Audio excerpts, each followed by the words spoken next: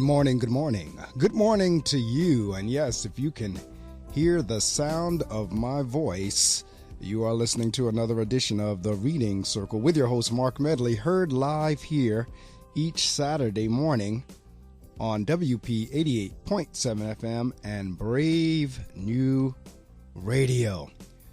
Well, again, we're ready. Our guest is on tap. Everything is in place.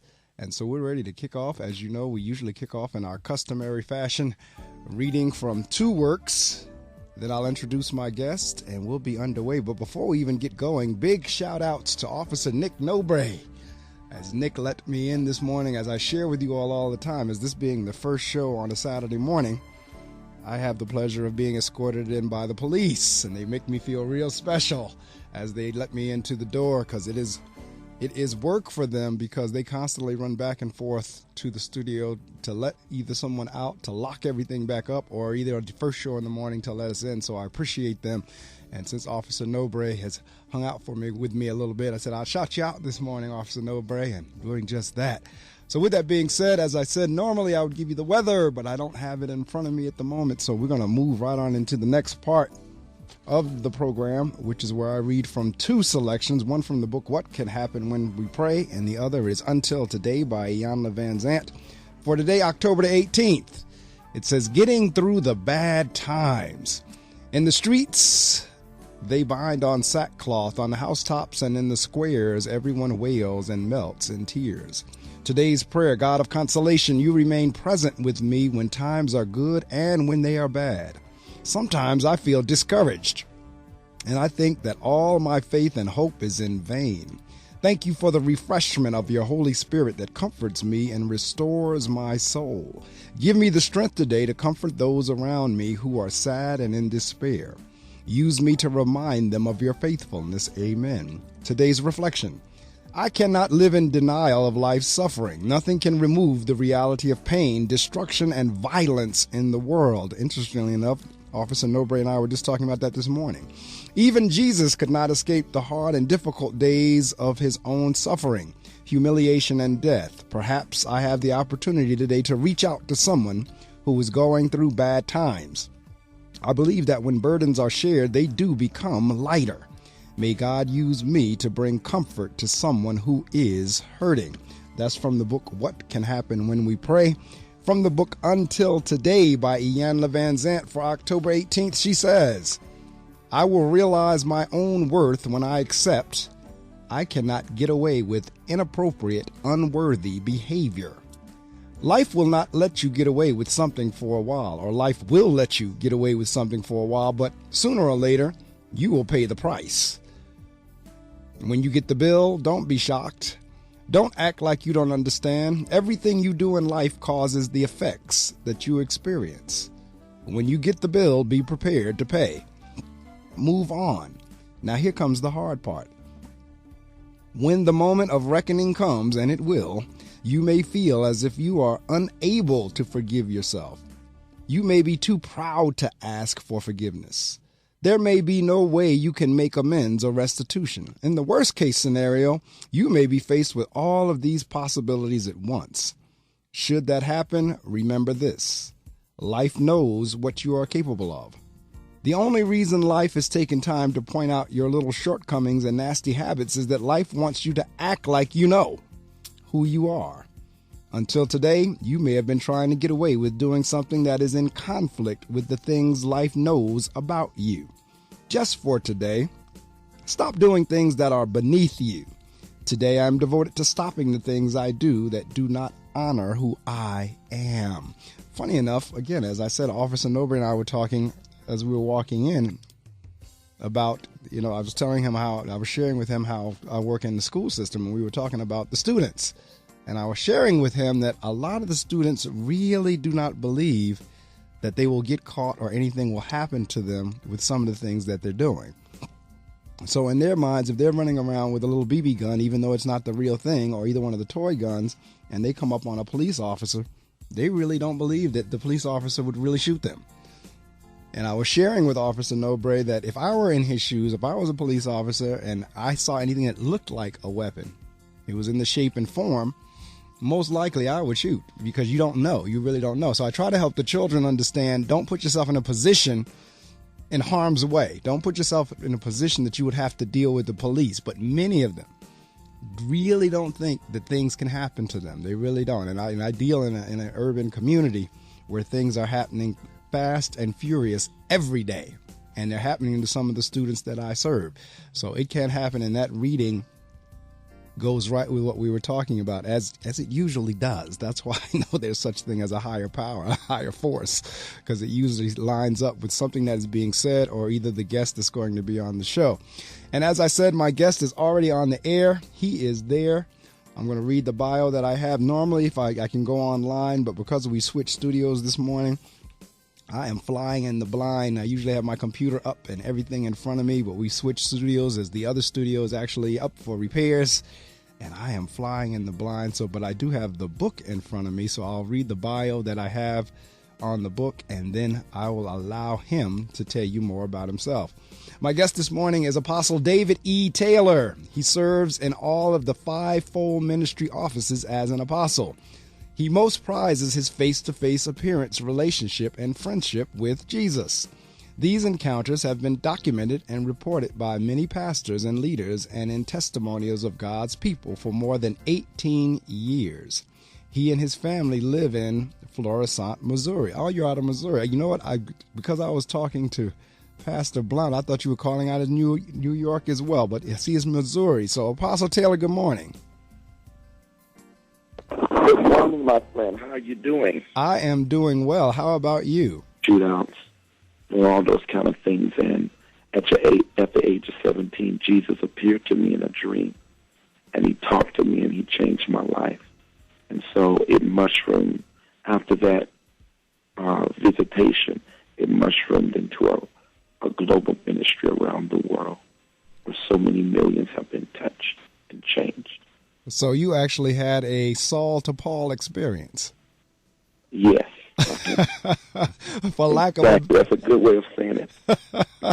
Absolutely. And we're going to talk a little bit about that, especially the fact that you were saying that you went from being a gangbanger, that you were actually doing the gangster, doing the gang thing, because that in and of itself is an amazing story that I know needs to be heard. And interesting enough, as you heard me say, I was sharing with the officer who let me in the door about our children and how bad things are and the mindset of not thinking anything can happen. And because truth be told, I deal with a bunch of gangbangers myself. So I really want to hear in your story in terms of how you change things around in terms of going from gang to God. And so we're going to do that in about 30 seconds or so. We'll come back and we'll get underway. For those in the listening audience, you know the drill. Get on your social media sites. Let everyone know that Apostle Taylor is on the air with me this morning on the Reading Circle, that it is an interview that you do not want to miss. Take a look under your bed. Find stuff under there? What about jobs? No? Now try your basement. There's a pair of overalls that overall you're not so into anymore. A perfectly good laptop that hasn't seen your lap in months. And even more stuff. But still no jobs? Well, you really have both. See, stuff is defined as household articles considered as a group. Sometimes this stuff is no longer needed. Wait, no longer needed? That can't be right. Because remember those jobs you were looking for? Those are really needed. And they're the stuff inside your stuff. Even inside that winter coat that moved with you to Phoenix. Our job is to unlock those jobs. And it starts when you donate your stuff to your local Goodwill. Here's how we do it. When you donate to Goodwill, we sell your stuff to provide job training for people right here in your community. So just by teaming up with Goodwill, you help create jobs. And isn't that worth parting with the leftover keytar from your 80s cover band? Goodwill. Donate stuff, create jobs. Find your nearest donation center at goodwill.org. A message from Goodwill and the Ad Council. In 50 feet, turn left. Why are you driving so slowly? After a few drinks, I'm taking it slow. Well, you're not fooling the cop behind you. What? Get ready to pay in 0.1 miles. Getting pulled over for buzz driving could cost you around $10,000 in fines, legal fees, and increased insurance rates. Nothing kills a buzz like getting pulled over for buzz driving, because buzz driving is drunk driving. Brought to you by the National Highway Traffic Safety Administration and the Ad Council. You're listening to The Reading Circle with Marc Medley on Brave New Radio.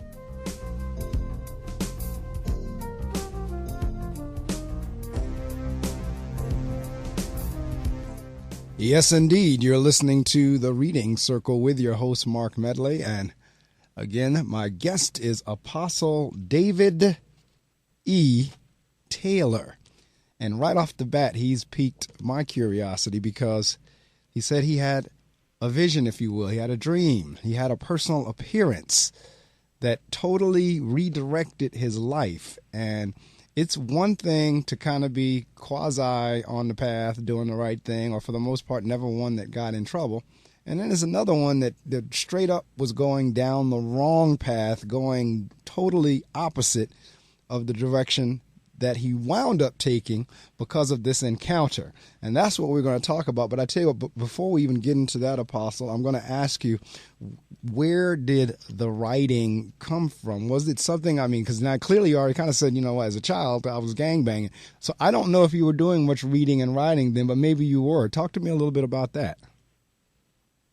You're talking about the book itself? Yeah, in other words, is where you, and the question may seem kind of silly based on, but I usually ask that, but based on the fact that you were saying, I was doing the gang thing, but I don't know. As a child, did you read a lot or did you write a lot when you were in school, or was this an interest of yours, or did that come later as you began pastoring and preaching and apostling? And Yeah, that came later, actually. Okay, so go ahead. Yeah, but when I was out there, as a young teenager in the 12th grade, that's how I was. And, of course, I made good grades in school, but I was still doing all of those things, too. And that's interesting as well, because I work with children, and you're... I still remember in 1989, around December the 24th, was during the Christmas holiday, and I went to sleep, fell fast asleep, and Jesus, there he was. He came to me in a dream. I saw his height. He stands about 6'0". He had on a beautiful glowing white robe. And he stood in front of me. And I saw the two most striking things about him I saw was his eyes and his humility, the love in his eyes. I knew I was out there doing evil things, but he never condemned me. The love I saw in his eyes was the love I saw for the whole world. And years later, I would understand, according to Ephesians, what that means. It says, and to know the love of Christ, which passeth knowledge. You see, most people love you based on the knowledge of good and evil they know about you. Right. But the love of Christ goes beyond knowledge and loves you in spite of where you are. And I saw that love in his eyes, and that drew me to him. The second thing was his humility. I had heard from my mom and dad because they were devout Christians. They told me about Jesus, but he was never real to me. And that's why I want to say to parents that, your children need their own experience with God. No matter how much you tell them about the Lord, that's good, but they need their own experience. And so once I had this experience, my parents didn't have to make me go to church.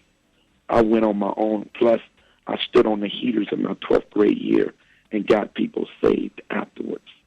Even gangbangers, they got saved, and they laid down their guns and their bandanas and all of this. And so what happened was, as Jesus stood in front of me, I saw that humility. My parents had told me he had risen from the dead. I understood that God had exalted him on the right hand of power. So he was a great man. But as he stood in front of me, he was so reachable, approachable, as common as any man, but regal at the same time. And that took me. And so after this experience, I went full force after God. I was on fire because I had seen this man. I went back to school telling the gang, I've seen the man that our parents or been telling us about that rose from the dead. I talked with him. That's the only way I could tell him, because I was still worldly. I just said, this man who we've been told about all these years, he came to me and talked to me personally. And so I didn't know it would mushroom into a ministry to where 18 years later, Jesus would appear to me again in a dream and say, write this book on face-to-face appearances, and everyone who reads it, I will appear to them. Well, when I did that in 2008 of September, he appeared to me. It was published in 2009 of December, and it spread around the world. Jesus just started appearing to people like he did me. Some of them in dreams, some of them physically while they're awake. It's been amazing.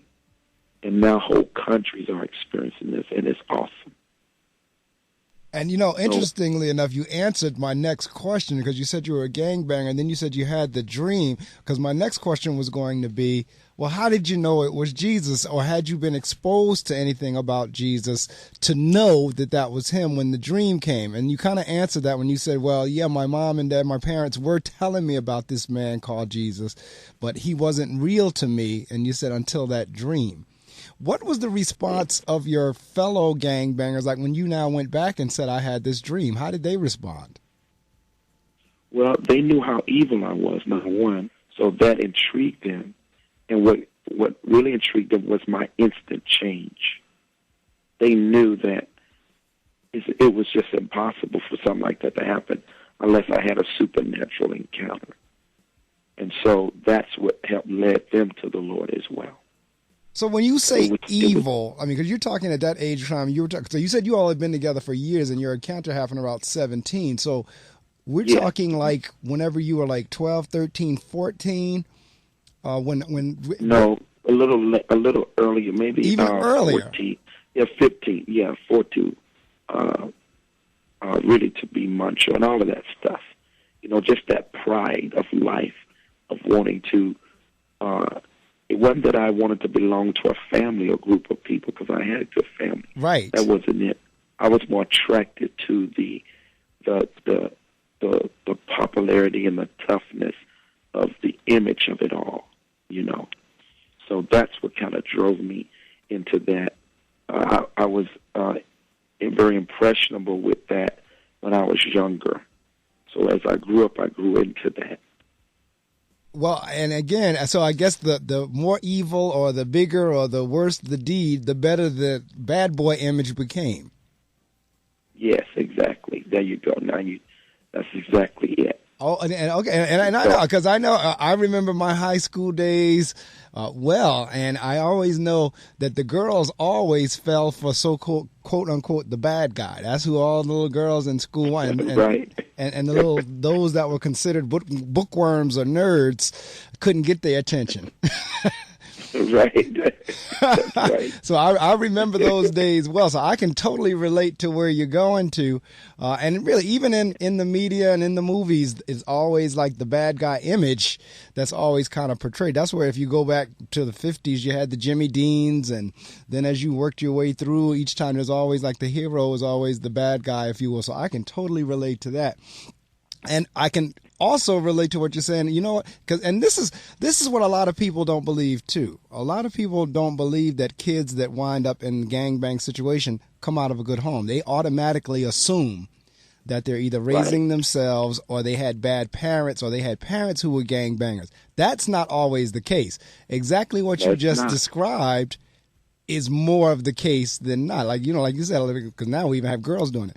But boys will be boys to a degree, and if they're trying to put on that image, as you say, and they have to be dared or challenged, well, in order for you to do this or be with us, you have to do this.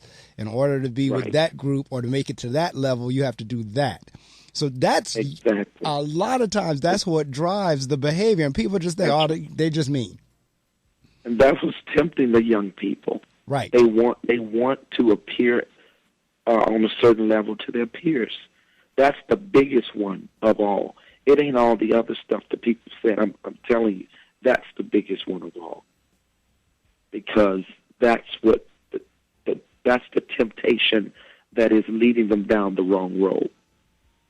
Wanting that image or chasing that thing there. But Jesus came in my life at the right time. Absolutely. Because I would have been dead. I would have been dead, honestly, the way I was going. And, at a young age. And I'm just so thankful he came in my life like that. But he came in my life in a real way. Not because I wasn't a choir boy or a church. Their belief system, and they're going, a lot of times, and if they're really being a parent, they will drag their kids. It's like, I don't care if you want to go or not, you're going. But that's right. And because of that, though, a seed was planted, and that's where that verse comes in about train up a child in the way that he should go, and when he's old, he will not depart from it. So a lot of times, those of us who were drugged to church, we may stray and go out there and go another way, but eventually that seed that was planted in us will sprout later. For you, it happened at a real good time, because like you said, the things that you were doing most likely would have gotten you killed. So the fact that you had that type of a revelation, I'm just like, I'm fascinated to this, because I'm going to share some more information with the listening audience, and then I want to come back and talk about this notion of I take my hat off to you and thank God for you that regardless of which team or which side you were on, you were whole hog. You were all the way in. And I'm going to talk a little bit about that whenever we come back. Listening audience, you know the deal. Get on all your social media sites. Let somebody know this is definitely an interview you want to hear, because it could change lives. Matter of fact, I'm praying as I'm sitting here that somebody listening to this interview will have the same type of revelation that Apostle Taylor had in your own way. I mean, it doesn't have to necessarily be that way, because like he said, everybody's experience is for themselves. But if we have the opportunity, if it's nothing but one soul will be saved listening to this interview, heaven will be rejoicing. So get on your social media sites and let somebody know that Apostle Taylor is on the air with me. We're talking about his book, Face to Face Appearances from Jesus, written by Apostle David E. Taylor. Hey, Willie Feast students! Need help with a paper? Stuck on a difficult writing assignment? Have no fear, the WPU Writing Center is here. The Writing Center can help you form a thesis, edit a paper, or just organize ideas. Feel free to stop by either of our locations. We're at Atrium 128 and Valley Road 3048. For more information, please check out our website at wpunj.edu/Writing Center. Remember, walk-ins are welcome. We look forward to seeing you at the Writing Center.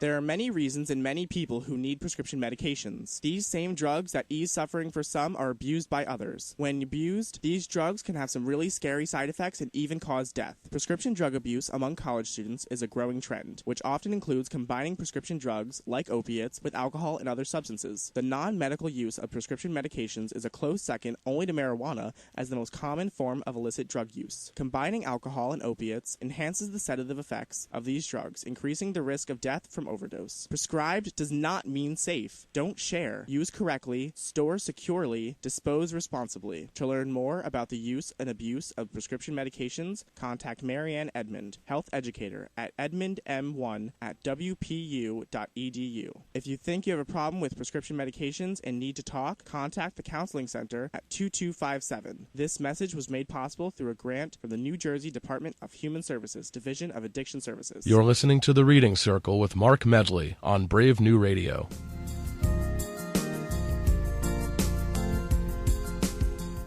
That is true. You're listening to The Reading Circle with your host, Marc Medley. We're heard all around the world on gobrave.org and here locally in the northern New Jersey and the New York area on WP 88.7 FM. We come to you live each Saturday morning from 6 o'clock a.m. Eastern Time to 7 o'clock a.m. And every now and again, we'll do a Reading Circle doubleheader and sometimes a Reading Circle tripleheader, meaning I'm on the air with you till 9 o'clock.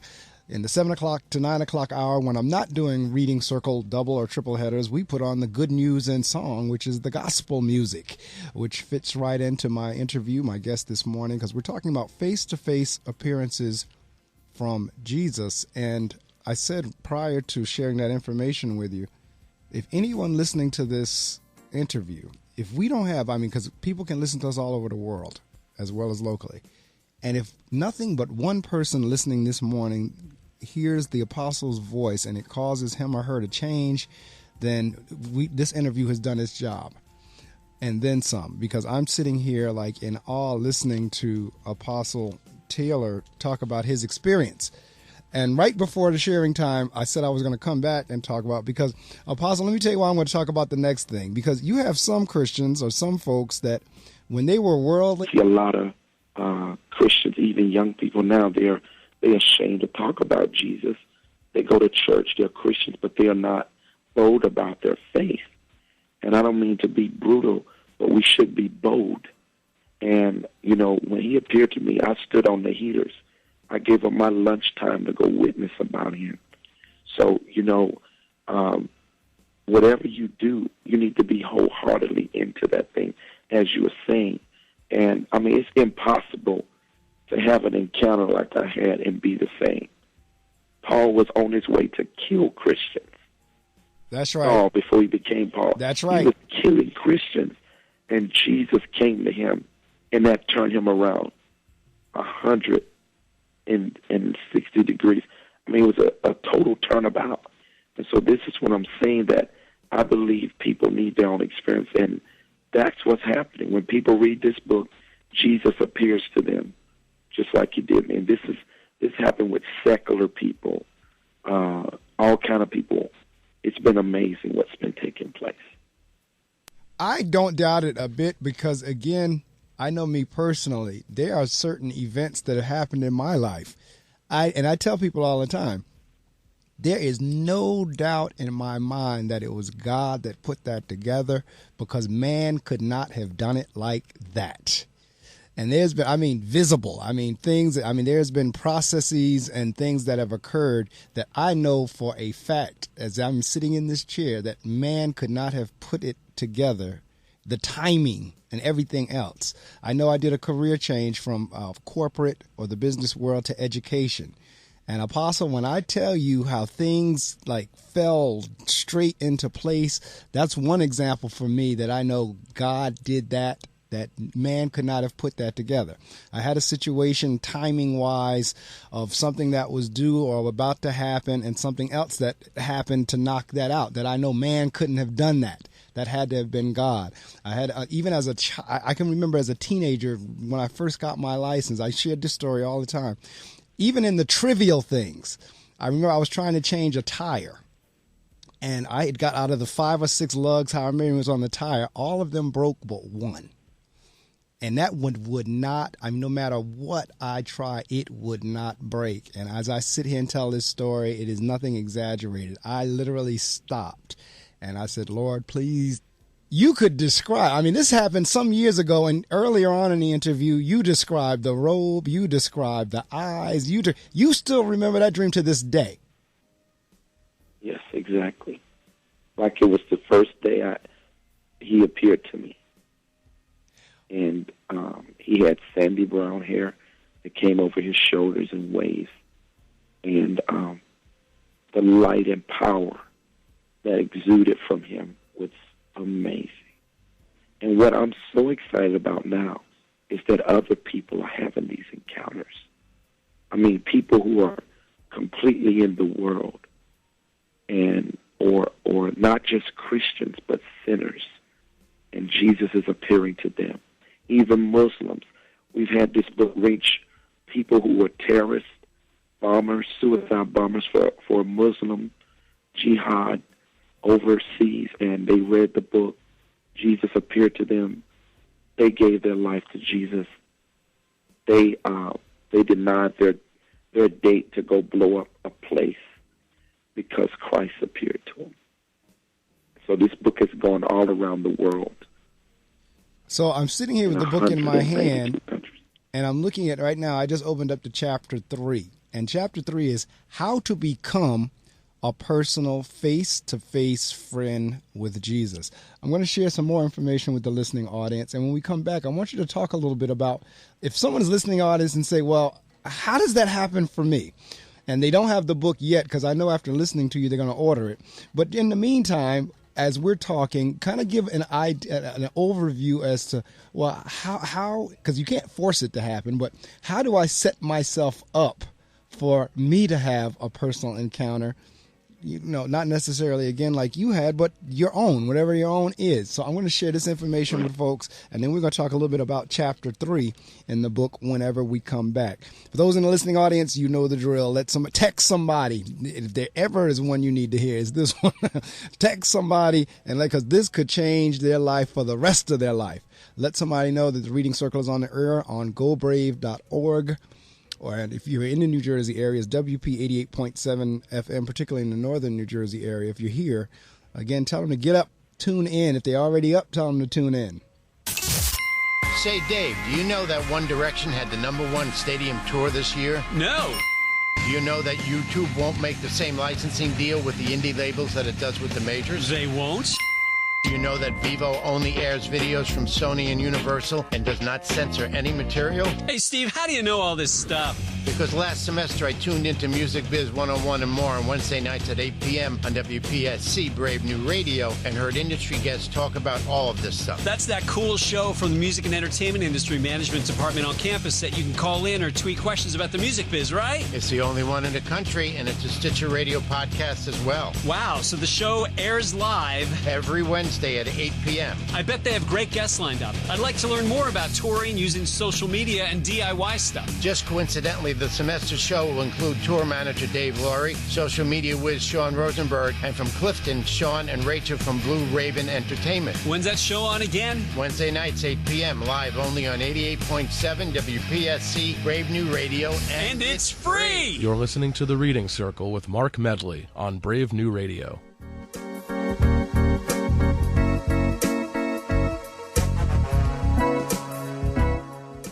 That's right. Welcome back to the Reading Circle with Marc Medley. My guest this morning is Apostle David E.Taylor. And right before I shared that information with you, I asked him to talk a little bit about chapter 3. Because for those of you who may be asking the question, how can that happen for me?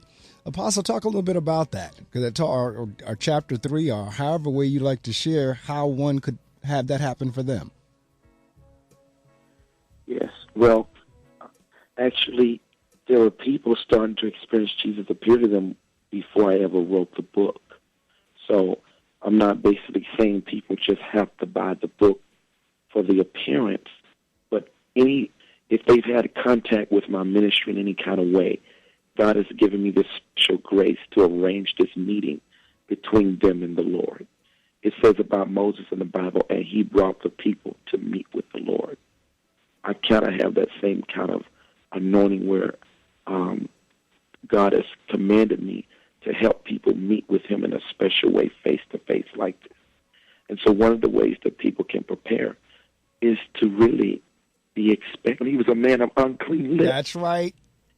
You see, so this religious spirit that puts fear in people about our King is false. I mean, matter of fact, the folks that Jesus hung out with the most were the ones that were considered the sinners, if you will. Because if you read the majority of the stories, it was always someone who was the outcast, always someone who was downtrodden, always someone who people thought, So I'm with you. I don't know why. Go ahead. Yeah, and do you know why he did that? He chose the downtrodden. Because they needed his help. Absolutely. So I don't know what Bible they were reading either. Yeah, the religious people, the point with them, they need help too. They're just too arrogant to see it. Yeah, This is true. This is true.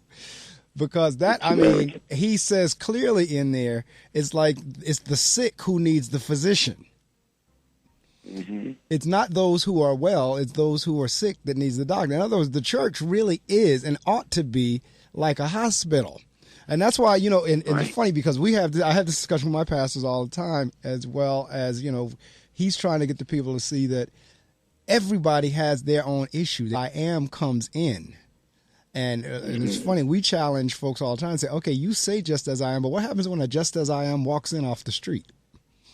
Whenever you have the homeless person or the prostitute or the drug addict or the whatever the condition may be, or the thief, the murderer, when they walk in, because we've been singing Just As I Am forever, and now when Just As I Am walks in, how do you respond? Exactly, and to take that to the next level, how do you respond when Just As I Am walks in, and some of them receive them, they get saved, but how do you respond when people who have already been saved for years make mistakes? Absolutely. That's the real test. Jesus says, the world will know that you are my disciples when we have love one for another, not just people coming from the outside in. That's the real test, whether you love, if you know how to handle the failures of your brothers and sisters after they've received Christ. And the church is bad at that. They're bad at crucifying and stoning men and women and people who have sinned and made a mistake. That's when the real test of love is shared. Jesus said that in John. All the world will know that you are my disciples when you have love one for another. The one reason why the world don't want to respect the church today, because they see how we treat one another. Right. When we fall. That's right. When they see that, they don't want no part of this. Because they're thinking, okay, I know I ain't going to be perfect even after I get saved, but I don't want to go through that. That's a good point. That's an excellent point. So they stay away. They don't even want no part of it. That is an excellent point, and I'll tell you why. Because most of the time we think in terms of what we were just talking about of they're not going to accept me because of the way I am coming in from the outside. But to think about, well, if I get in there and make a mistake, they're going to be even worse.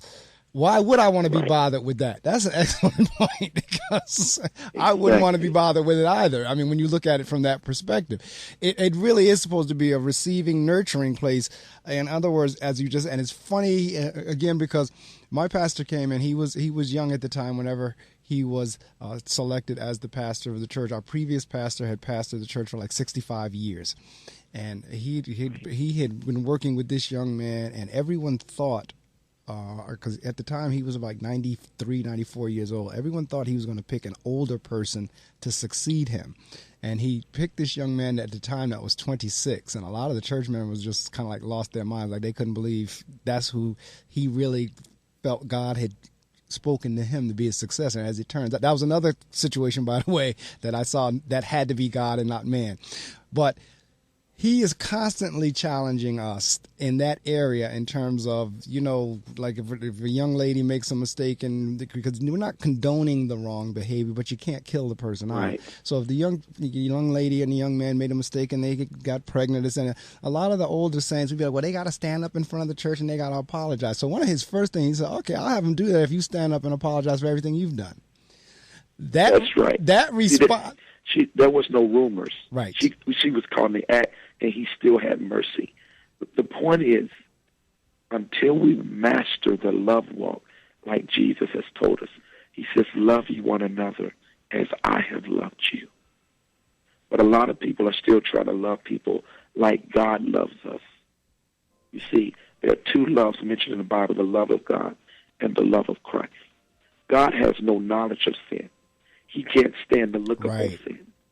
That's how some Christians act. But you ain't God, and you were born in sin, and you've done all kind of mess. That's right. But the love of Christ came down here and was a partaker of our infirmities without sin. He was touched with the feelings of our infirmities. How can you act so holy when you've done so much stuff? Right. And so the new commandment he's given us, love you one another as I have loved you. So the point is, we got to take an account to how Jesus has loved us, and that's how we got to love one another. Now, what do you say to somebody that says, well, Apostle, are you saying anything goes? Because that's what you'll have some of us, well, you all, these younger ones, you all just condone everything. You just, everything goes and but that's not what we're saying. No, but let me hear No, I'm not saying that. But what I'm saying is, no, I do not condone sin and unrighteousness because we know that's wrong. What I'm saying is, if you don't have any grace to help a person out of what they're in, you have no right to judge them. Absolutely. I could not. Jesus was full of grace and truth. Yes, indeed. It is not enough to just preach truth to people. Truth is not enough. What is the use of I'm hanging on a cliff and I'm about to fall and die, and there's 1,000 meters down, and I'm about to fall, and you get on the cliff and say, well, you should have never been on that cliff. I don't need to hear none of that at that time. I need you to pick me off the cliff first. That's right. Give me help, and then talk to me later. Well, the church, they try to preach truth without any grace, without trying to help people out of what they're in. That's how Jesus was. That's right. He delivered people from bondages. He delivered them from sins. He set them free. Then he told them the truth. That's right. That's right. That's speaking the truth in love. You're not helping me just because you're preaching to me. Right. That don't help. Right. You only help me when you're doing what's necessary for that person. Absolutely right. And I mean, and that scene, it's funny because I share it every now and again. Like, we have our folks, of course, around this. Dress incognito and just go downtown on the streets where the homeless are, sleeping on the benches in the summer. And, you know, one time I remember he told me to get a lot of singles. And he said, don't even witness to them this time. Just give them a piece of money and tell them I love them. Right. Well, I'd done this to it was scores and scores down there, just going around. Before I know it, when I was about to leave, a bunch of them, about 70, came up to me and started gathering around. And they all gave their life to Jesus. I'm telling you, I remember there was one young man on the street down there, and he was very smart, and he just had lost a job and he was homeless. He asked would I pray for him that he get a job, and I did. 3 years later, I come to find I'm preaching for the Full Gospels businessman, and he's a manager. They made him a manager in their complex, and he came up to me and says, "You don't remember me, do you?" I said, "No." He says, "I was one of those people who got saved on the street while the homeless came up to you. He was giving everyone $1. He says, the week after you prayed for me, I got this job. I've had it now for 3 years." You see, you never know whose life you're going to change just by showing God's love to them. That's right. That's right. You never know. And that's why it's one thing, as you said it a couple of minutes ago, it's one thing to speak truth. It's another thing to speak truth and help. And if you look at the examples in the Bible, that is exactly what Jesus did. And he didn't condemn, because in terms of the example you gave about the woman caught in adultery, the question always comes up in our church is, well, the ones who caught her, how'd they know? How did they know where to go and the time? And what happened to the man that was also in there? There was nothing on him. So those that were coming there with the stones, that's why I say, okay, and I always loved you, because just for me, I always, in my spiritual mind of people, I just see Jesus as cool. Because the responses were never yelling, never angry, just very, very quiet, gave you something to think about. So when he now came back at those brothers with them stones saying, all right, those of you that ain't never done nothing, you be the one throw the first rock. he loved people. Right. That's the key. That's exactly it. He loved them out of their darkness. Right. He helped them out of the darkness. And we are not relevant as a church in the earth until we do what he did. And getting a chance to meet Jesus face to face, as I've done, not only the one time when I was 17, but he's appeared to me so many times after that, over 25 years now. And just being around him personally when he's appeared to me, I've learned how he really is. And he's nothing like the church has made him to be. No, he's not. And again, I remember my personal encounters as well. Like I said, they do. And for those of you in the listening audience, if you had a personal encounter, you will not forget. Take it. Trust me on this one. And Apostle, again, in one of my previous schools that I was serving in the role of vice principal. And I've shared this story on the air before. I was serving in the role of vice principal. And the principal that I was serving under, I loved her dearly, but she could be overbearing. She could be. And sometimes after a while, it would just mount up, you know what, I can't do this anymore. So it was a combination of working with her as well as the community I was serving that could be very overwhelming as well. I had gotten to the point where I really was about ready to go into the superintendent's office and ask for a transfer. But what came to me as clear as you and I are talking right now, Jesus told me in clear words, I sent you there to be a light. To this day, I remember it just as clear as we're talking. I sent you, and at that point, I backed off. I didn't ask for the transfer. I got in there with a whole different spirit, and before you know it, the principal I was serving under, she had moved out. They had transferred her to another school, and I wound up being bumped up to principal. But I remember that conversation as clear as we're talking. Jesus told me, I sent you there to be a light. In other words, don't mess with my plans.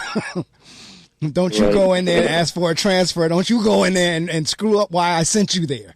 And that has always stayed with me, that any school I go into now is like, okay, you know what? God sent me here. Jesus sent me here to be a light. And you just said something a couple of seconds ago that I like. I'm probably going to post it on Twitter, and I'll give you the credit for it later on. But that love them out of darkness.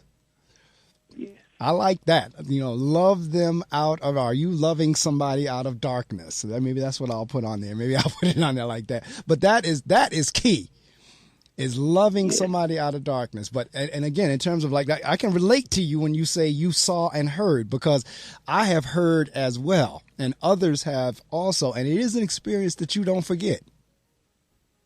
Exactly. And that's the key, what you're saying. You have to have, when the Lord appeared to me, he gave me power to pray for the sick so that they could be healed. And we're seeing people untwist out of wheelchairs, cancers being healed. I mean, just verified by doctors, supernatural miracles. Just like when Moses met at the burning bush, he gave him a staff That's right. to rule an empire. And I believe when you have an encounter like that, and that's the problem with the church today, too, that men that don't have these encounters don't have power. Right. All the men in the Bible, when they met with God, brother, they came out with glory. They came out with power to help their generation. Most of these guys, all they can do is talk behind the pulpit. Right. They don't have no power. That's right. To display to the world. So that's why the world don't even take the church or the ministry's 21st century ministry serious. You want to know why? Because when they read the Bible and then they read what God's preachers are like today, they don't match. The people in the Bible had power. God worked with them. That's right. You understand it? These guys today, you can't tell that. It's just a bunch of talking business. They preaching the word. That's wonderful. But they have no power to back the words up. And Jesus said, if you don't believe my words, believe my works. That's right. He could show people miracles and signs and wonders. And people are always talking about, well, what about the people he said he's going to down the class and do miracles? Well, that's a certain group. Right. But Jesus did miracles. You right. can't ignore that. Jesus did. That don't mean he was negating you from doing miracles today. It is important that we don't talk effort and still wind up in the same place. And so they really do have to line up. But I have truly enjoyed, the hour is already gone. I'm going to give you, I always give the authors the last minutes to promote their work. So I'll let you do that in terms of that. Let folks know how they can get a copy of Face-to-Face Appearances from Jesus, Apostle David E.Taylor, like the publishers or the websites or anything they need to do that they can get a copy of this in their hands. Because I know you're really not necessarily saying they have to have the book, but it's a great read. And the book is written. It is available. So let them know how they can get it. I see it's on, let's see, Destiny Image. That's the publisher. And I see the destinyimage.com. Is there another site or can they reach you directly? They can go on Amazon. They can go on Barnes & Nobles. They can go to all of the major outlets. It's there. They're usually sold out most of the times, but you can order it. Or you can go to our website. I have a website called joshuamediaministries.org, and I have other products on there that you can learn and grow spiritually by. I have other teachings and visitations that I believe would bless people's lives. All right. Well, I tell you what, we've come to the end of our time here together, but my good brother, I have been enlightened and inspired talking to you myself for this hour. I thank you so much for rising early to come here to speak with us, but it was worth it. And I know someone in the listening audience has been blessed. And again, if just listening to us talk this morning has caused you to think differently or to cause you to have an encounter yourself, because as we said earlier, like he gave the story of the homeless man that came up to him and said, "Do you remember me?" We never know. We just don't. I mean, there's a divine reason why Tanya Blount got in touch with me and introduced me to you. And so we never know why or what will come from this conversation. So I thank you, and we will be in touch.